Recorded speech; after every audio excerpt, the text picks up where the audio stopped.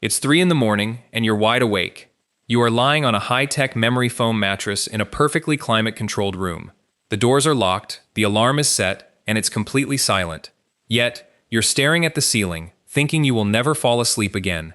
Meanwhile, picture our ancient human ancestors trying to catch some rest.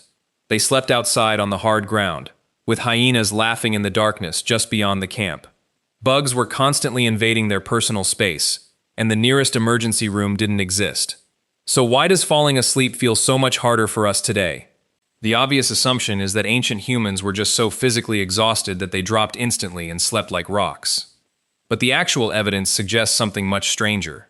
People in traditional, non-industrial societies today don't actually sleep dramatically longer than we do.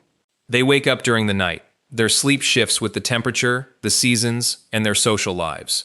The real difference isn't that ancient humans never struggled to sleep. It's that they didn't turn being awake into a full-blown crisis.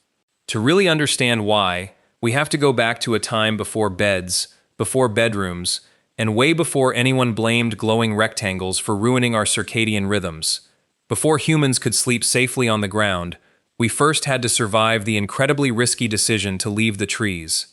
For millions of years, our early primate ancestors had a fairly sensible setup. They slept high above the ground on branches or in simple nests, safely out of reach of most predators. It wasn't exactly a luxury hotel, but it kept them from being eaten by leopards, so it was a win. But eventually, our evolutionary lineage became more terrestrial, and that created a massive problem. The ground offered more space, easier gathering, and eventually access to fire. But it also placed a sleeping, unconscious animal directly into the prehistoric food chain. A motionless primate on the ground isn't intimidating. It's basically an appetizer with hands. Because of this, human sleep couldn't just evolve as an isolated biological function. It depended heavily on technology, cooperation, and environmental control. In other words, before we invented the bed, we had to invent the bedroom. Fire was the ultimate game changer here. A maintained campfire provided warmth, light, smoke to keep bugs away, and protection against predators. It also created a visible, centralized social hub. Sleeping near others around a warm fire meant that every single person didn't have to stay on high alert. If one person coughed, shifted, fed the flames, or heard a noise, they could alert the rest of the group. This shared vigilance likely allowed humans to spend less total time sleeping than many other primates. But it meant we got much more intense, high-quality sleep during that shorter period. We didn't become the champions of sleeping the longest, we just got better at getting the important REM sleep done quickly. Our bodies also developed strong, hardwired responses to environmental cues, like light and temperature. Darkness helps prepare the brain for sleep, but falling evening temperatures are especially critical. People in traditional societies often begin sleeping several hours after sunset, right as the environment really cools down, and they naturally tend to wake up as the morning temperatures start rising. This isn't some perfectly romantic image of natural living promoted by lifestyle influencers. Ancient humans were still cold, uncomfortable, and definitely annoyed by someone snoring loudly by the fire. But their sleeping environment perfectly matched the signals their nervous systems evolved to expect. They had darkness, dropping temperatures, high physical activity, familiar voices, and the safety of the group. Modern bedrooms remove almost all physical danger, but they also strip away those ancient biological signals. We lie perfectly still after sitting at a desk all day, staring at artificial daylight from our screens. We control the thermostat to a constant temperature, isolate ourselves behind thick walls, and demand immediate unconsciousness at exactly 10:30. Evolution never agreed to that strict schedule. The very first human bedtime routine probably started completely by accident. Nobody called a tribe meeting and announced they were establishing a healthy circadian protocol. There was no protocol, just fire, fatigue, darkness, and the realization that wandering off alone at night was a terrible idea. Early humans spent their days doing exactly what modern sleep doctors recommend, just with more predators. They walked long distances, climbed, carried heavy things, dug, hunted, gathered, and repaired tools.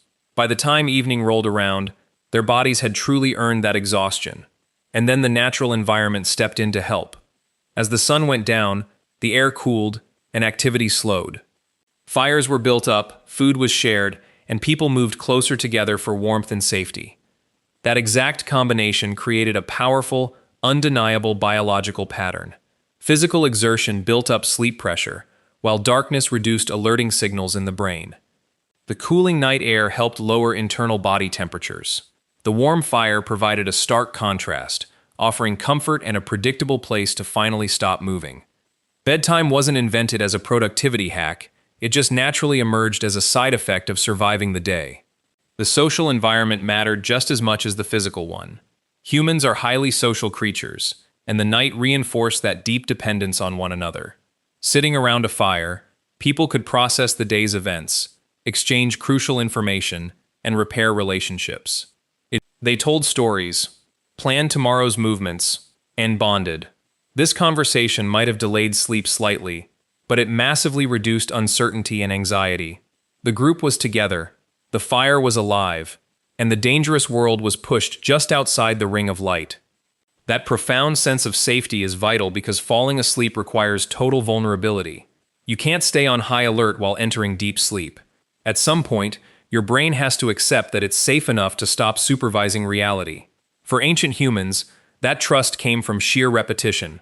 They had the same camp, the same voices, the same fire, and the same familiar pattern of cooling and resting. It wasn't perfect safety, but it was predictable safety, and predictability calms the nervous system. This doesn't mean prehistoric people slept peacefully every single night. Storms rolled in, infants cried, predators stalked the perimeter, and rivals attacked. Someone almost certainly kept poking the fire long after everyone else wanted them to stop. But waking up in the middle of the night was just understood as a normal part of life. It wasn't seen as evidence that your sleep was broken.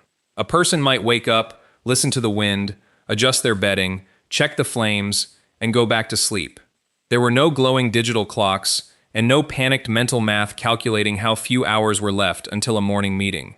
The real accidental discovery wasn't just how to fall asleep, but how to build a nighttime world where waking up wasn't a disaster.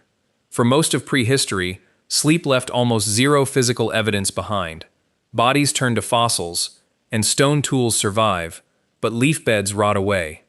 However, at Border Cave in South Africa, archaeologists found something incredibly domestic. They discovered traces of grass bedding dating back roughly 200,000 years. It wasn't a modern mattress with springs and adjustable firmness, but it was deliberate. Researchers found that these ancient humans placed grasses in specific areas over layers of ash. That ash created a cleaner surface, separated sleepers from the damp dirt, and repelled ticks and crawling insects. They even used specific aromatic plants that acted as natural bug repellents. These people actively engineered more comfortable, manageable sleep environments. Comfort mattered because a layer of grass insulated them from cold stone, and firelight organized the space.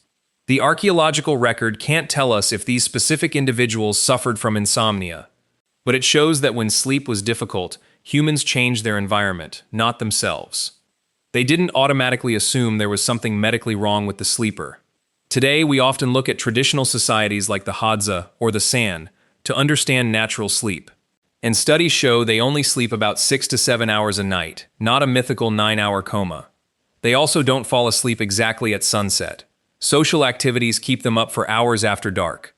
This proves that natural sleep isn't necessarily longer, and it isn't perfectly consistent night to night.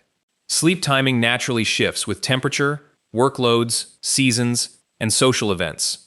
The biggest difference between then and now is how we interpret a bad night of sleep. Modern insomnia comes with a massive secondary layer of suffering, which is the anxiety about being awake. We obsess over the clock, predict how terrible tomorrow will be, and try to force ourselves into unconsciousness. But sleep is the one biological process that gets harder the more aggressively you try to force it. Ancient sleepers probably lacked that toxic feedback loop of sleep anxiety. If they woke up, someone else was likely awake too, tending the fire or nursing a baby. In fact, variations in sleep schedules meant someone was always naturally keeping watch. This Sentinel hypothesis suggests our different sleep patterns actually protected the tribe. Today, we don't have leopards outside, but we have tomorrow's deadlines and unread emails. We replaced physical danger with abstract, unpredictable modern stress. But at 3 in the morning, you aren't a broken version of a human. You are just a prehistoric nervous system trapped in a modern world of clocks and expectations. An ancient human woke up, saw the fire, heard their tribe, and felt safe.